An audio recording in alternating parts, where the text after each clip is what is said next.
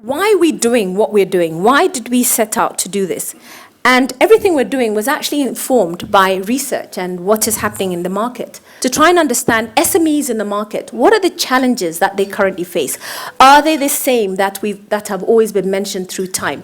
And to be honest, the challenges remain the same, they just move with time in terms of, they always say, look, here we are, we're now in a broad technology age, but still we're challenged to see what is the visibility, where are the opportunities, where do they exist?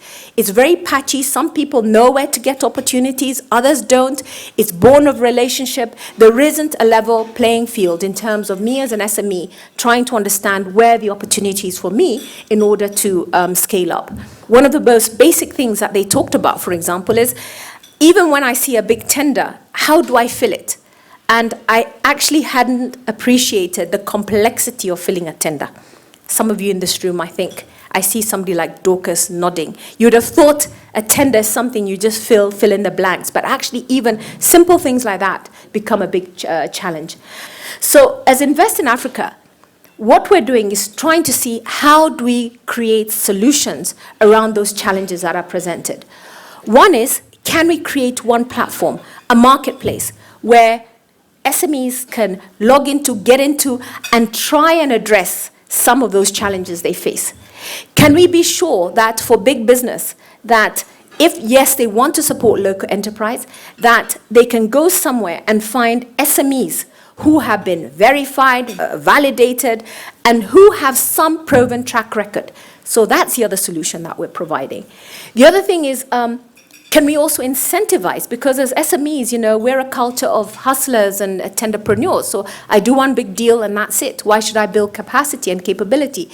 So how do we start to incentivize you to have a tiered certification process? So you aim a little bit higher, you grow with your business so that you can actually do better.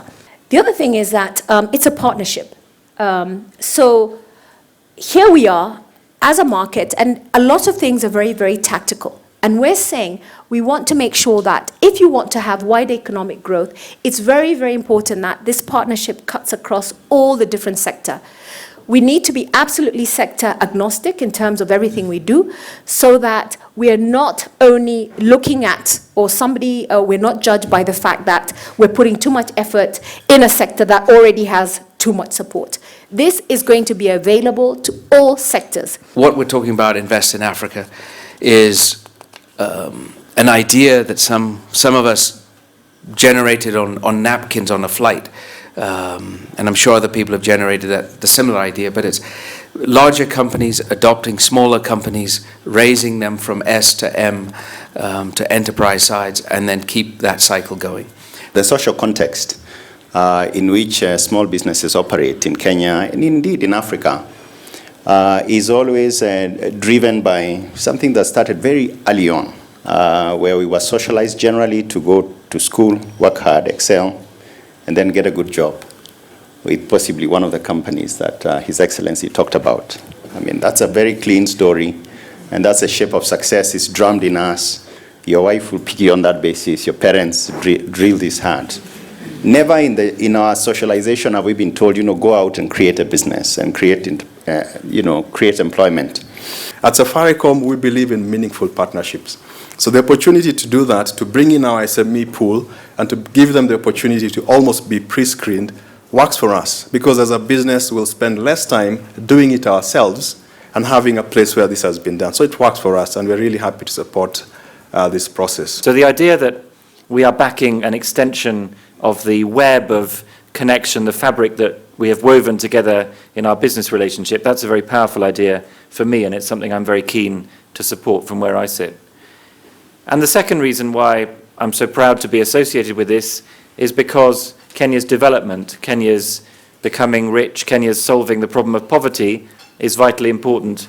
At the moment, probably 2 out of every $10 we're spending get to SMEs through national content, or what we call our content. I think the challenge for us really is in the extractives world. I don't see anyone from the community in which we are working in this room and in this table. So we need to take the Africa Partner Pool deeper into the counties.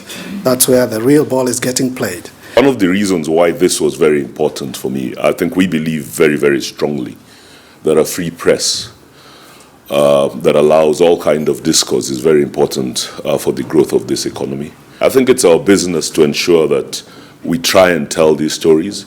As we tell these stories, we always get different kinds of reactions, but we believe that this story must be told, whether people like it or not, whichever way it is going to be said. But I think the important thing is to make sure that everybody gets the opportunity. We as IBM have spent a considerable amount of time working on how to improve our ease of doing business rankings. It's one thing, let's say, to improve our ranking 44 points, which makes us an attractive destination when you put it in brochures on the internet and so on.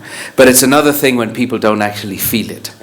And so, yes, we want to help the government pass the test and raise the rankings, but most importantly, we want to really talk about how do you actually fix some of the fundamentals that are going on. And this leads to cutting corners, unethical practice, in a word, corruption. Again, this portal, and that's why I gave William and the team, and I've supported them throughout, will help us tackle that issue. Because if we have a large number of SMEs and people going into that portal, they'll have gone through a number of processes. And by the time they present themselves as being available to corporates like Safaricom, we will be able to know that, these are people we can work with. The era of businesses doing business with people who carry briefcases must end. As EY, this attracts us from two perspectives. One is to how do you get multinationals to gain confidence in every country they operate in, and in this context, Kenya, so that they know when they go into the Africa Partner Pool, they will get quality. And secondly, how do we help the entrepreneurs gain confidence? So it's a program that we are very proud of to support. It's something we've supported for the last few years. We are committed to supporting it going forward. And as EY, being a professional services provider, our main contribution to this program is really through capacity building, through training, through offering services that are more qualitative in nature. I believe that at the end of the day, our shared motto of shared prosperity will become a reality. So we thank the APP. I would encourage all of you to sign up onto APP, because this year we're spending probably $200 million in Kenya, for the Kenya business. That number will only go up in the future. We believe that we're going to be an independent third-party voice to inform policy. Very, very important, again, in this day and time.